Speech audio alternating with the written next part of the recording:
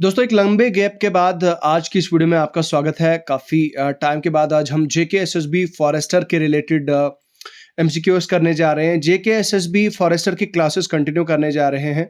Since मुझे बहुत सारे एस्पिरेंट्स ने मैसेजेस किए, पर्सनल मैसेजेस और कमेंट्स किए और सर आप क्लासेस क्यों नहीं कंटिन्यू कर रहे हैं। तो मैं माफ़ी चाहता हूँ आप सबसे। एक बार मैं पहले कह देना चाहता हूँ कि मैं काफ़ी ज़्यादा बिजी था। I was so busy in my schedule कि मैं जो है वो क्लासेस नहीं ला पाया। तो आज जो है वो हम अपनी क्लासेस को रिज्यूम कर रहे हैं और आज से आपको मैं कोशिश करूंगा कि कल से आज से ही जो आपकी क्लासेस हैं वो रेगुलर रहेंगी और किसी भी तरह का कोई ब्रेक आपकी क्लासेस के बीच में ना आए। ठीक है, तो चलिए आज की इस क्लास को स्टार्ट करते हैं। लेकिन स्टार्ट करने से पहले मैं आपसे कह देना चाहता हूं कि इससे पहले हमने फिजिक्स का सिलेबस जो है वो कंप्लीट कर दिया और फिजिक्स और केमिस्ट्री और बायोलॉजी के कुछ कंपोनेंट्स रहे हैं। तो भाई बायोलॉजी के भी वो जो बाकी रिमेनिंग पोर्शन है, रिमेनिंग कंपोनेंट्स है, वो हम कंप्लीट करेंगे। लेकिन उसके लिए थोड़ा सा पेशेंस आपको रखना है और उसके बाद हम जो है वो आपकी क्लासेस जो है वो कंटिन्यू करेंगे। तो सीधा मैं ले चलता हूँ आपको उस पीडीएफ की तरफ। तो यहाँ पे आप देख सकते हैं वेटरनरी फार्मासिस्ट अगर आप पढ़ रहे हैं या स्टॉक असिस्टेंट के लिए पढ़ रहे हैं या फिर फॉरेस्टर के ही अगर आप पढ़ रहे हैं तो ये वीडियोस आपके लिए बहुत ज़्यादा यूजफुल होने जा रही हैं।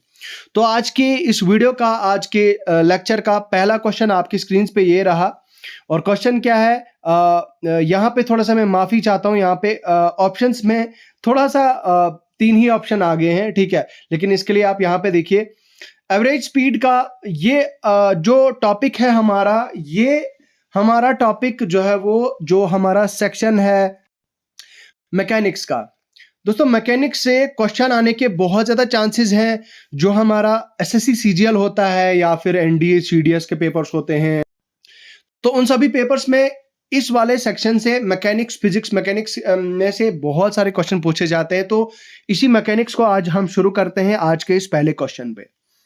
तो वो रहा है कि एवरेज स्पीड का फॉर्मूला क्या होता है। भाई सबसे पहले तो मैं आपको बता दूं स्पीड का मतलब क्या होता है। स्पीड का मतलब होता है कि भाई एक बॉडी ने मतलब टोटल एक यूनिट टाइम में जो बॉडी एक सफर ट्रेवल करती है, ठीक है, the distance travelled by a body in travel by body in per unit of time. तो मतलब कुछ वक्त के वक्फे में एक बॉडी ने कितना डिस्टेंस ट्रेवल किया है उसको हम बोलते हैं स्पीड। तो स्पीड का जो फॉर्मूला होता है वो होता है डिस्टेंस अपॉन टाइम। और एक और चीज यहाँ पे मैं आपके साथ शेयर करना चाहता हूँ। इसका यूनिट क्या होता है, मीटर पर सेकंड, मीटर अपॉन सेकंड। अब क्योंकि डिस्टेंस का जो ऐसा यूनिट होता है वो मीटर होता है और टाइम का सेकंड होता है, तो इसको हम इस तरह से भी लिखते हैं ms-1। तो स्पीड का जो ऐसा यूनिट होता है वो मीटर पर सेकंड होता है। नेक्स्ट क्वेश्चन यहाँ पे आप देखिए, if an object moves with a constant speed what can be said about its acceleration. तो भाई क्या कहा जा सकता है अगर एक ऑब्जेक्ट कांस्टेंट स्पीड के साथ चल रहा है, मतलब उसकी स्पीड जो है वो कांस्टेंट है। कांस्टेंट स्पीड आप मतलब कहने का मतलब क्या है, कांस्टेंट मतलब अगर वो एक नॉर्मल एक कंटिन्यूअस स्पीड जो उसकी स्पीड है उसी स्पीड में जो है वो चल रहा है। अब कांस्टेंट हो सकता है मैं आपको क्लियर ना हो, लेकिन मैं आपको क्लियर कराता हूं। फॉर एग्जांपल एक बॉडी जो है वो क्या काम कर रही है, ए पॉइंट से लेकर बी पॉइंट के बीच में जा रही है। ए पॉइंट से लेकर बी पॉइंट से, या ए सिटी मान के चलो यार आप इसको, ए सिटी से लेकर बी सिटी के बीच में जाती है। इसके बीच में छोटे छोटे बहुत सारे टाउन्स आते हैं, ठीक है। अब बड़ी सिटी है और इन दोनों के बीच में छोटे छोटे टाउन्स आते हैं। और अब ये यहाँ पे 1 2 3 4 ये 4 टाउन्स इन दोनों सिटीज के बीच में आ गए। अब जब ये बॉडी मूव करेगी, बॉडी स्टार्ट करेगी with speed of 5 kilometre per hour की स्पीड से फर्स्ट टाउन तक चलेगी। फिर उस स्पीड से चलेगी 5 किलोमीटर पर आवर की स्पीड से सेकंड टाउन तक। फिर सेकंड टाउन से थर्ड टाउन के बीच में उसी स्पीड से चलेगी। थर्ड से फोर्थ टाउन में उसी स्पीड से चलेगी। मतलब कि यहां से इसकी स्पीड जो है वो कांस्टेंट रहेगी, ना वो बढ़ेगी वो स्पीड, ना वो घटेगी। तो उसको हम क्या बोलेंगे, वो हमारी यूनिफॉर्म स्पीड होगी, ठीक है, वो यूनिफॉर्म स्पीड होगी। अब ये बोल रहा है कि अगर एक बॉडी जो है वो क्या कर रही है, कांस्टेंट स्पीड के साथ मूव कर रही है, तो हम इसके एक्सेलरेशन के बारे में क्या कह सकते हैं। तो भाई एक्सेलरेशन तो उसका 0 होगा। यहाँ पे एक थोड़ा लॉजिक लगाने वाली चीज है। जब आप गाड़ी चलाते हो, आप में से बहुत सारे लोग ड्राइव करते होंगे, गाड़ी चलाते होंगे और चलाई भी होगी आपने।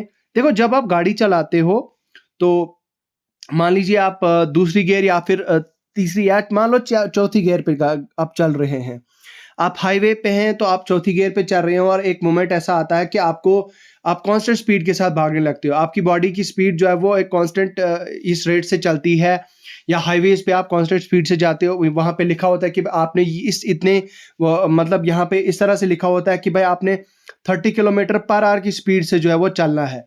तो वो स्पीड जब आप मेंटेन करके चलते हो तो आप बॉडी को एक्सेलरेट नहीं करते हो। ठीक है, एक्सेलरेट करना क्या होता है? स्पीड बढ़ाना। तो दैट मीन्स आपकी जब जब आपकी यूनिफॉर्म स्पीड है, कांस्टेंट स्पीड है, तो भाई वहां से फिर एक्सेलरेशन का तो कोई कॉन्सेप्ट ही नहीं आता। दैट मीन्स आपकी एक्सेलरेशन जो है वो वहां पे जीरो हो जाती है। Acceleration is equal to zero हो जाती है वहां पे। ठीक है, एक्सेलरेशन का फॉर्मूला हमारा किसके बराबर होता है? A is equal to F upon M. ये आप याद रखिएगा, acceleration is equal to force upon mass. या अगर हम Newton second law of motion पढ़ते हैं तो वहां पे Newton second law of motion क्या कहता है? F is equal to M A. ठीक है, तो फोर्स जो है वो किसके बराबर होता है? Product of mass and acceleration. ठीक है, तो उसके बाद क्वेश्चन नंबर 3 की तरफ आगे हम बढ़े।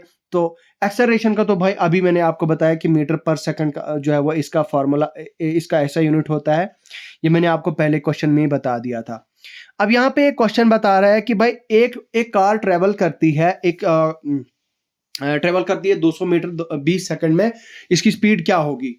अच्छा, यहां पे आप देखिए, स्पीड जो है वो, स्पीड का फॉर्मूला किसके बराबर होता है? Distance upon time. मैंने अभी आपको बताया। तो डिस्टेंस कितना है भाई? 200 मीटर अपॉन 20 सेकंड। ठीक है, तो speed is equal to distance upon time. अब डिस्टेंस यहां पे ये एक जीरो में काट दूंगा, यहां पे एक जीरो काट दूंगा, 2 1 जार 2, 10 2 जार 20। तो कितना हो जाएगा? 10 मीटर। 10 मीटर तो नीचे 20 सेकंड है ना, तो 10 मीटर पर सेकंड। तो 10 मीटर पर सेकंड इसका आंसर हो जाएगा। ठीक है, speed is equal to distance upon time. तो मतलब ऐसे टाइप की न्यूमेरिकल आप एक्सपेक्ट कर सकते हो। ऑल्दो ये इतना ज्यादा टफ नहीं है, लेकिन ऐसा भी जो है वो पूछा जा सकता है। सिंपल फॉर्मूला लगा लिया और आपका निकल गया। ठीक है, अच्छा, डिस्टेंस टाइम ग्राफ के बारे में।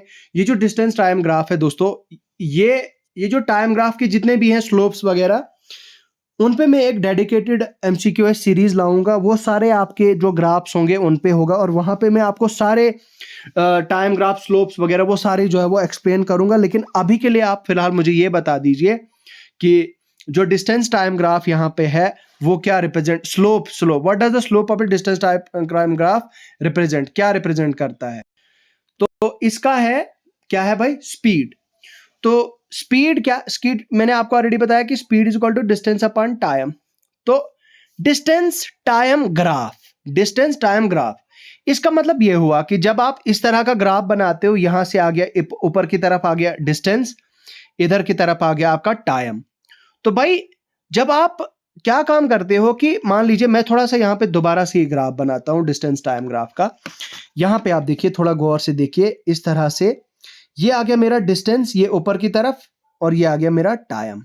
ठीक है, अब जब आप डिस्टेंस और टाइम इस तरह से रखते हो, तो डिस्टेंस टाइम ऐसे रखने के बाद क्या होता है कि आप जो है वो, आपकी बॉडी चल रही है।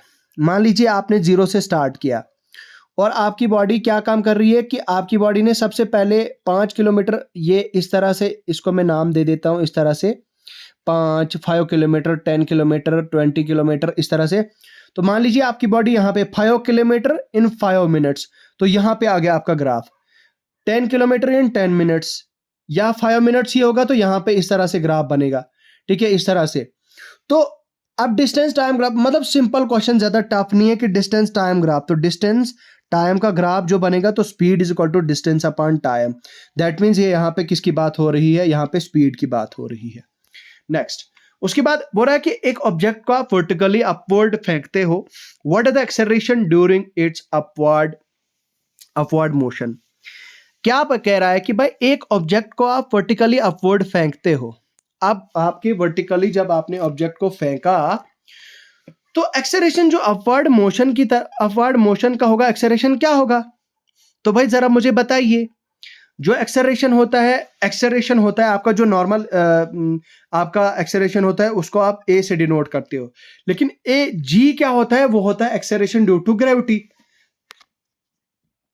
ठीक है, लेकिन आपको यहां पे जरूर कंफ्यूजन हो सकता है, भाई यहां पे तो एक्सेलरेशन ड्यू टू ग्रेविटी तो आएगा, क्योंकि अब बात हो रही है चाहे आप ऑब्जेक्ट को ऊपर फेंक रहे हो या ऑब्जेक्ट ऊपर आसमान से नीचे आ रहा है, कहीं ना कहीं यहां पे एक्सेलरेशन ड्यू टू ग्रेविटी की बात हो रही है। लेकिन मसला क्या है कि कंफ्यूजन क्रिएट हो रहा है कि भाई जी प्लस जी होगा या फिर माइनस जी होगा। अब ये दो ऑप्शन तो भाई निकल गए यहां से, लेकिन पहला जी हो सकता है या माइनस जी हो सकता है। तो हमेशा मेरे दोस्तों आपको याद रखना है, अब देखिए एक्सेलरेशन ड्यू टू ग्रेविटी मतलब डाउनवर्ड होता है, हमेशा डाउनवर्ड की तरफ, नीचे की तरफ पॉजिटिव होता है। क्यों? क्योंकि वो अर्थ की वजह से, वो जो ग्रेविटी होती है वो अर्थ की वजह से होती है और वो डाउनवर्ड होती है। अब जब आप अपवर्ड करते हो तो अपवर्ड के लिए आपकी माइनस जी होती है। तो ये आप याद रखिएगा, इसका जो है वो ऑप्शन डी है आंसर, माइनस जी। मैं उम्मीद करता हूं मेरे दोस्तों आपको बहुत अच्छे से समझ आ रहा होगा। अच्छा, एक्सेलरेशन ड्यू टू ग्रेविटी जो स्मॉल जी होता है, इसकी वैल्यू क्या होती है? तो इसकी होती है 9.8 मीटर पर सेकंड स्क्वायर। यहां पे ये आप याद रखिएगा, इसका ऑप्शन जो है वो ऑप्शन बी आंसर है। क्वेश्चन नंबर नेक्स्ट की तरफ आगे बढ़ते हैं। अच्छा, what is the relationship between velocity and speed? बोलो भाई, वेलोसिटी और स्पीड। तो भाई असल में जो स्पीड है, स्पीड क्या है आपकी? स्पीड आपकी स्केलर क्वांटिटी है। मैंने आपको फिजिक्स के जो लॉन्ग लेक्चर्स हैं उनमें पढ़ाया है।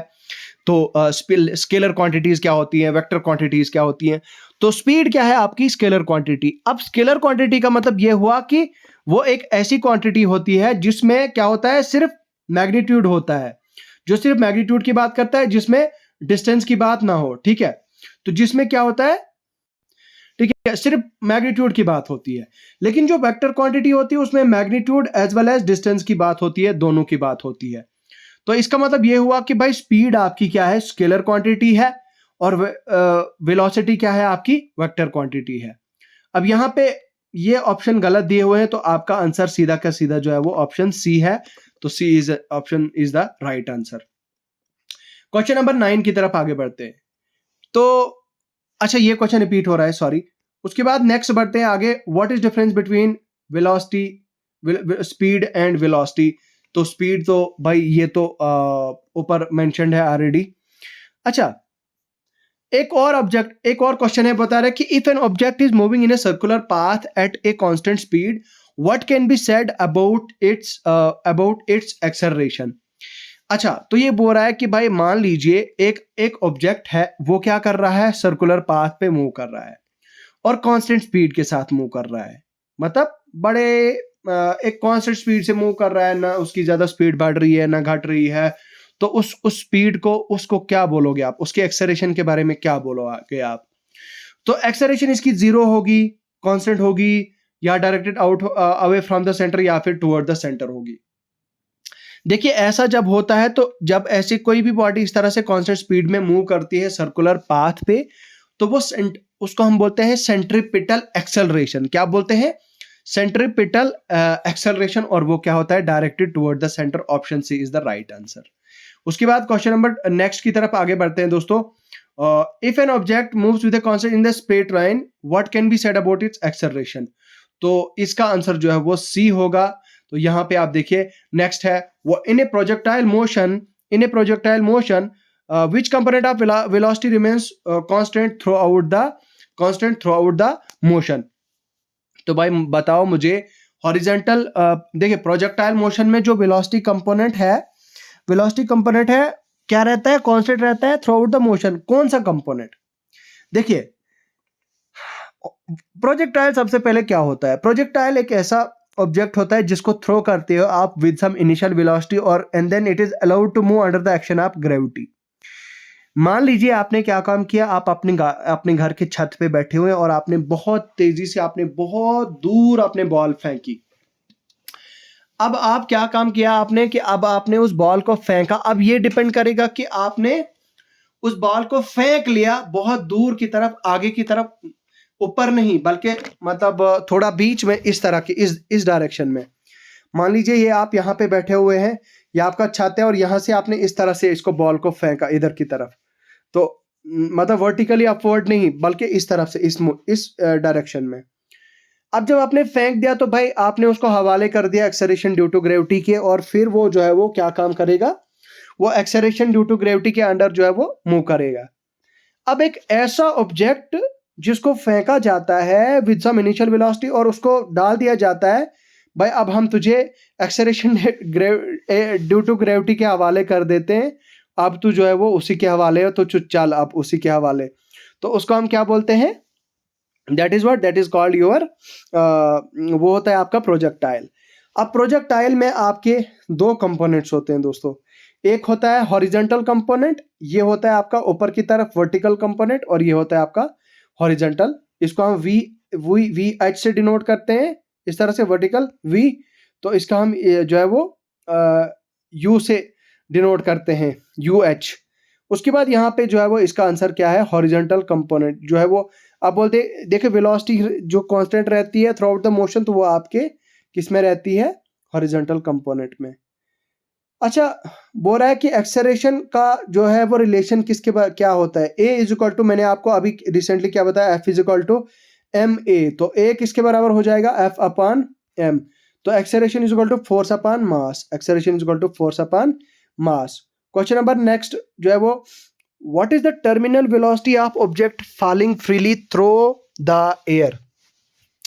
तो भाई टर्मिनल वेलोसिटी क्या होगी ऑब्जेक्ट की जो फ्रीली फॉल करता है एयर के थ्रू द एयर, तो इसको हम क्या बोलते हैं, यहाँ पे आप देखिए, it's constant and depend upon the medium properties. उसके बाद बस यही क्वेश्चंस थे दोस्तों, आज मैंने कोशिश की थी, ये कुछ 15 क्वेश्चन, 15 नहीं बल्कि 12 क्वेश्चन में कहूँगा, 2-3 क्वेश्चंस ऐसे रिपीट हुए हैं। मैं इस पीडीएफ को जो है वो थोड़ा सा एडिट करके फिर आपको लेक्चर अपलोड होने के बाद ये पीडीएफ आपके साथ शेयर कर दिया जाएगा आपके जो हमारा टेलीग्राम चैनल है, तो टेलीग्राम चैनल पे वो ये पीडीएफ शेयर कर दिया जाएगा। बाकी इस पीडीएफ को डाउनलोड करें आप मेरे टेलीग्राम चैनल पे, यहाँ पे आप खुद देखिए, ये नाम आपको वहाँ पे दिख जाएगा, मतलब फाइल्स में जाना है, वहाँ पे ये नाम होगा JKSSB फॉरेस्टर फिजिक्स सेट 01, तो ये आप वहाँ से सर्च कर ले। तो चलिए अभी के लिए फिलहाल इतना ही है, खुदा हाफिज।